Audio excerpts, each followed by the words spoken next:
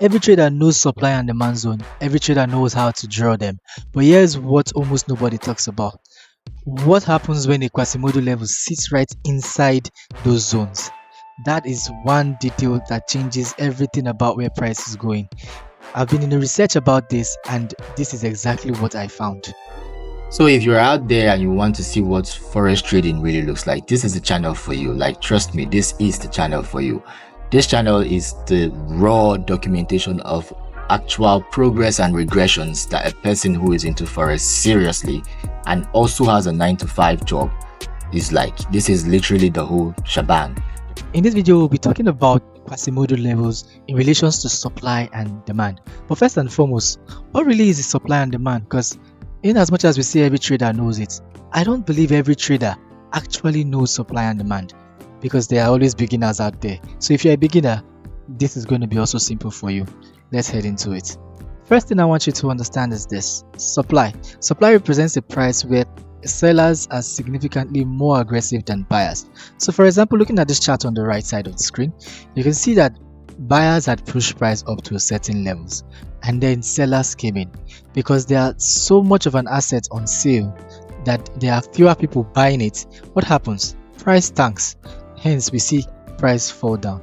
It is a high density of institutional sell orders, basically a lot of people placing so many sell orders, which is characterized by a sharp and impulsive move away from the zone to the downside. And you will notice that area starts to act as a wall. Same thing with demand. The demand zone is a value area where pressure of buying overwhelms the supply of the asset. This is usually a concentration of institutional buyers buying into the markets to create a rally upwards. Now, how do you visualize this zone? Price is going to come down to a certain area where it becomes so cheap, or rather the buyers in the market sees it as cheap enough, and then they will all rush in. Because they all come in, the amount of buyers will supersede the amount of the asset available, hence pushing price for that asset upwards again. That area where the push immediately occurred is known as a demand zone, and such scenario is called a drop based rally, because the price dropped, it based around here and it rallied. The opposite is the supply zone. For example, price is currently going upwards because there are less and less sell orders available. It gets to a certain price where a lot of sellers sees it as expensive. This is where they can sell and make as much profit as possible. So they start to come into the market selling their orders, and because they are now at a point in time, they are now more than the buyers. What happens? Price starts to go down because buyers are no longer willing to buy at that high price, because they now know that they can get it cheaper. After all, there are so many sellers in the market. So what happens? Price starts to drop. This leads to a rally base drop zone. Generally, the first most known reversal pattern everybody hears of is CHoCH. But if I show you a CHoCH and a Quasimodo, you will not be able to tell the difference. And this might be the first time you are hearing of the Quasimodo. But however, this is going to be a one-time thing that when you hear it, I'm very sure you're going to understand it in this video. So the change of character. This is the common change of character that everybody knows. This is the first signal that the institutional order flow is about to change. It is mostly focused on swing points. So basically, we are watching market price for clear swing points. For example, in an uptrend, we are seeing higher highs and higher lows. But at the moment the last higher low gets broken when price comes down, we automatically have a structural low. This is a place where price breaks a clear structural low. Below it, we now take it that, oh, this market has started experiencing CHoCH. It goes back up and continues the sell. It only pulls a small retracement in the last price movement before it continues into a sell, which leads to a bearish market, basically a bearish CHoCH, leading to a downtrend. Now it signals a transition from a bullish trend to a bearish trend, or a bearish trend to a bullish trend. This is all about swing points. Looking at the CHoCH, you may most likely mistake it for a head and shoulder. They are actually very, very similar. Head and shoulder, change of character, basically the same. But they are not the same. Same thing with the Quasimodo, but this is where it gets a bit different. The Quasimodo effect, bearish Quasimodo and a bullish Quasimodo. The Quasimodo is an advanced reversal pattern that traps liquidity before expanding. It is literally a trap. Now, Just saying that statement is making it quite surprising. How is it a trap? They both look similar. They both look the same. Well, let's see what the difference actually is. Now, the difference between the CHoCH, or rather the change of character versus the Quasimodo, is this. The structure for change of character is usually simple. It's all about a single structural breakpoint. So as soon as price breaks this one significant low or breaks this one significant high, it is automatically considered a change of character forming. While for a Quasimodo, it has multiple sequences. It has a high, a low, another high, another low, another high, and another low, leading to an entire situation. So we have this high right here, and then the initial low, the new low, the new high, the new low, and a new high, which is making it much more complex than a CHoCH, or basically change of character. Now, the change of character when it comes to liquidity may or may not clear the liquidity. So if you look down back here, there may be liquidity, there may be a lot of people looking to go long here at this point because they are thinking it's still going to continue an uptrend. So when they see this price make this uptrend, they may place their orders right here, hoping that when price comes back to this place, it's going to move. Some people are going to place orders here, hoping for price to come down and continue. Some people will place their orders here, come down and continue. So unlike the Quasimodo, the change of character may or may not clear the liquidity, whereas the Quasimodo is specifically designed around that high liquidity grab. And if you look around here, in this case, it is specifically designed for this liquidity grab, letting traders think the market is going to continue on the sell right here and take out there alongside. Same thing with this area, this higher low. It is specifically targeting this part and this lower low here to be taken. So at this point, when price moves backward, it is looking for this specific area to beat out. The entry point is often at the decisionary block, while for the Quasimodo, the entry point is at the original high, the shoulder. You can see it's already referring to it as shoulder, reminding you that it is not far away from heads and shoulder. And the reliability of it is that the change of character is moderately reliable. It can have false break, whereas the Quasimodo method is higher reliability. It incorporates liquidity trap. Now let's look into this Quasimodo and CHoCH. What really is the difference? I'm just saying words, I'm not showing you examples. Let's get a clear example. Now for a CHoCH, the yellow point is the actual target of a trader. In a downtrend like this, when price breaks this specific high, what happens? You can see where the order is placed. As soon as price breaks this high, their target is met. Immediately they place a buy here, a stop loss down below at the lower low, at the last lower low created, hoping for price to continue this uptrend. Whereas for the Quasimodo, basically a reversal strategy, the difference is this: the focus is not at the break of structure. No, the focus is actually behind the break of structure.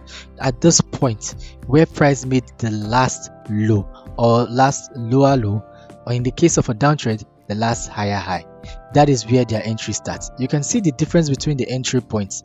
The entry points gives you lesser risk value in this case. Now the Quasimodo would have been very simple if that was it, but this is, funny enough, the Quasimodo is actually more complex than this on its own. Looking at it from just this simple telltale, it sounds like it's very simple. It's just to see where the liquidity is. When price creates the heads and the shoulder, you're going to sit down right beside the next shoulder, hoping for price to continue. But you're basically doing something very similar to the change of structure. So how does it get more advanced? Let's see.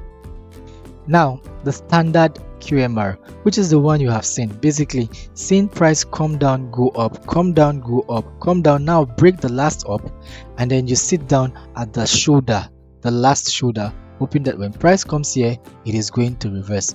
However, there is an advanced QMR, rather advanced Quasimodo reversal, which you see right here. Now, it's the same start fall pattern. Price comes down, goes up, comes down, goes up, comes down, breaks above the high, but guess what? It never returns to the shoulder level. it doesn't return to the shoulder level, and then it continues its break above. This does not invalidate the shoulder level. This is the advanced one that has a higher tendency to work and even a higher tendency for more risk to reward ratio. Because when price finally comes down to where the shoulder actually was, price is most likely going to shoot away from this direction.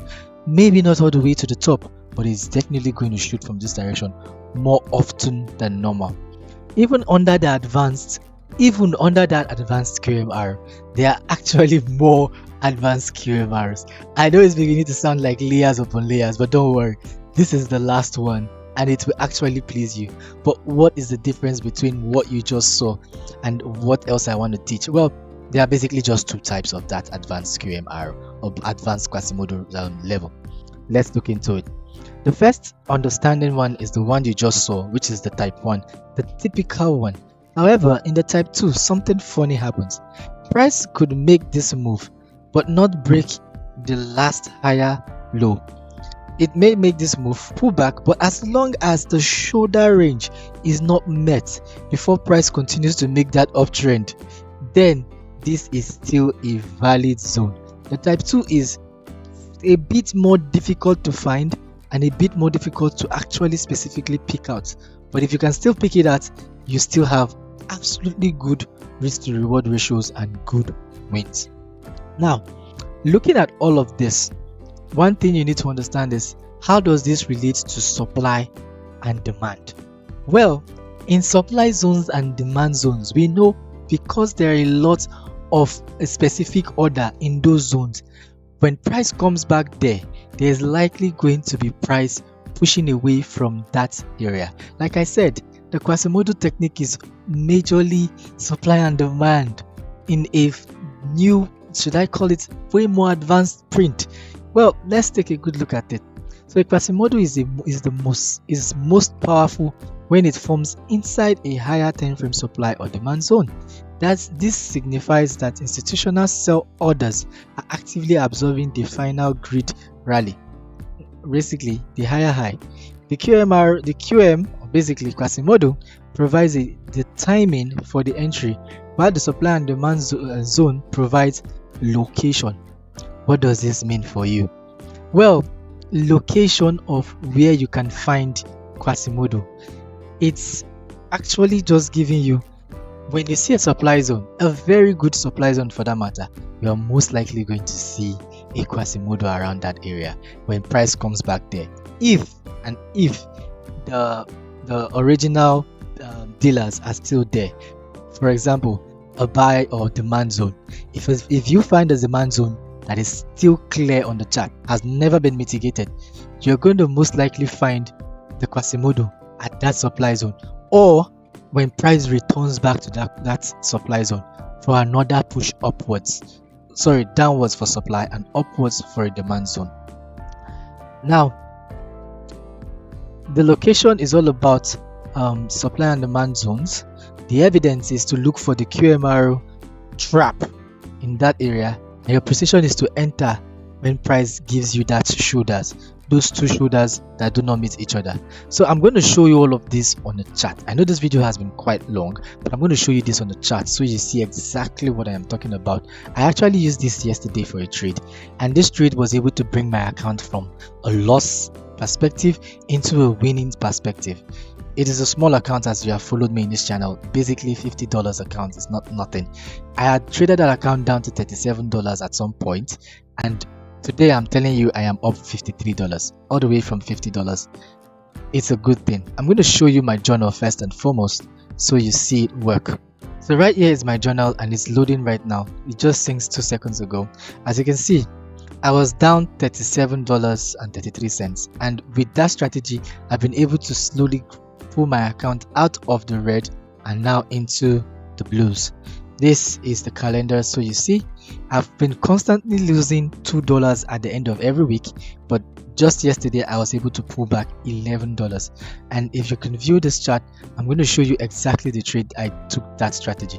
So you can see my strategy tags: supply and demand, order flow, and QMRO QMC. Basically Quasimodo reversals and continuations. So the arrow stands for reversal and the C stands for continuations. I'm just going to show you the trade. The trade was a sell order on the Australian dollar, Canadian dollar of 0.01 lots. Again, it's a $50 account. You shouldn't be stupidly risking anything.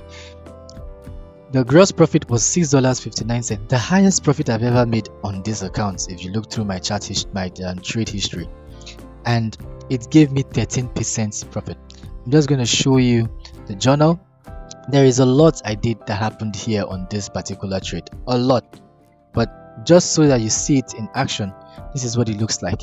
So first thing first, you spot a 4-hour supply zone, basically not 4 hours but a higher time frame supply zone. After you spot the zone, you start to dig even deeper. So this, my dear, is a 1 hour chart. After the 4 hours supply zone has been spotted, I went down into the 1 hour chart. Now you notice exactly what I said. You see the low right here. I need to draw a small illustrator. You see that hole right here.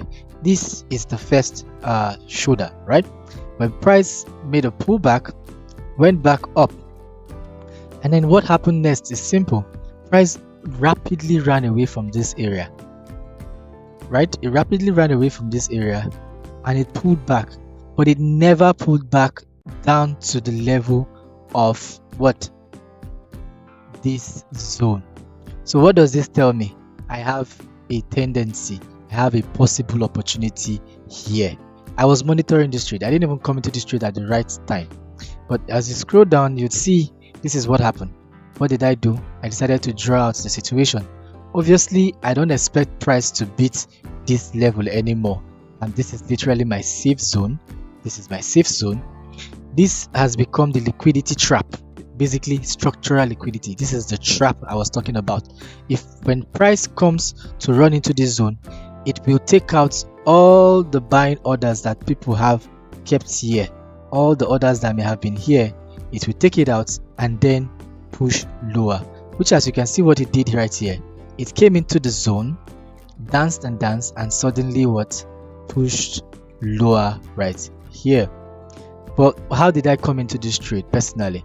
Well, I had already missed it. I won't lie to anybody. I had literally missed it, but I refused to let it slide away from me. So what did I do? I decided to follow order flow to tell myself the truth. Is it going to work? You can see where I drew out that perspective, that line from this chart, clearly telling me time to watch out for what's happening. And then when price started to push away as I expected, when price started to push away just like I expected, what did I do next? What did I personally do? I started to look out through the eyes of imbalances to tell me that price is really pushing out. As soon as I saw that first clear imbalance, I placed my order for a sell, and then this led me all the way down to the profits I had targeted. Now, why did I even stop here? I'm going to show you all of this on the chart right now. Why did I stop right here? So this is the exact chart we were looking at on TradingView, but I want you to also look back here on the 4 hours. Do you realize that this right here is a demand zone? This is the surprising thing. This thing played 2 times in a row on this same chart in that short time frame. I'm going to show you why I said 2 times in a row. On the 4-hour demand zone, let's do the entire breakdown together from start to finish. Let's do the entire breakdown from start to finish in this video. I know the video is getting really long, but bear with me. Now I'm going to go to the Australian dollar, Canadian dollar right here, and we're going to look through how it appeared twice. I want you to take a good look at this 4-hour zone for me, right? Taking a good look at this 4-hour zone, this 4 hours demand zone. Observe this pattern very carefully. You see this low and this low, there's a little bit of distance between them. Clearly they never met each other, right?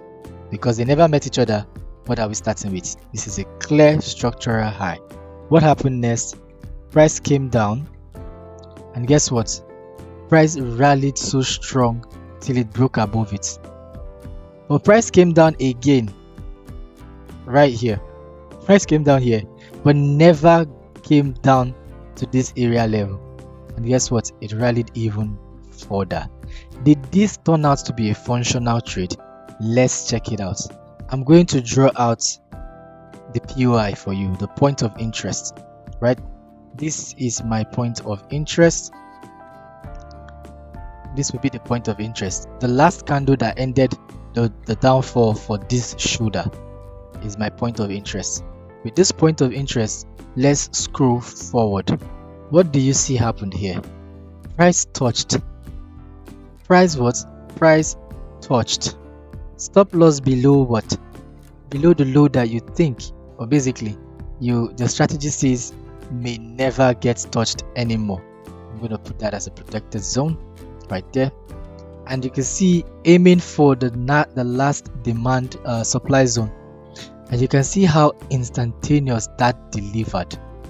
I came into this market just yesterday. You can see this is 19th, a day before I came into the market. I entered this market on 20th. I saw this on the 20th, but you can see how fast this delivered.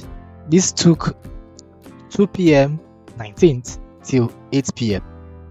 Absolutely speedily incredible. It goes to tell me that there is most likely demand below this low. There may be demand existing below this low, so I have to be very careful about this particular low. This is why I closed my trade immediately it got into that demand zone, even though the demand zone had formerly been mitigated. So I hope this explained supply and demand as well as Quasimodo to you. If you've been trading with the DAX brand, the Nigerian trader, that's the first place I ever saw this strategy. I had to go dig, research and everything. And I'll tell you one thing for a fact, this guy has struck gold. This is one of the best strategy I've ever laid my eyes upon. And I'm telling you, it's doing me the best wonders. Thank you for watching this video, and I hope you learned something real good in this video. Do well to share with somebody who you think may find this knowledge very interesting and very useful in their trading journey. See you all in another one. Peace.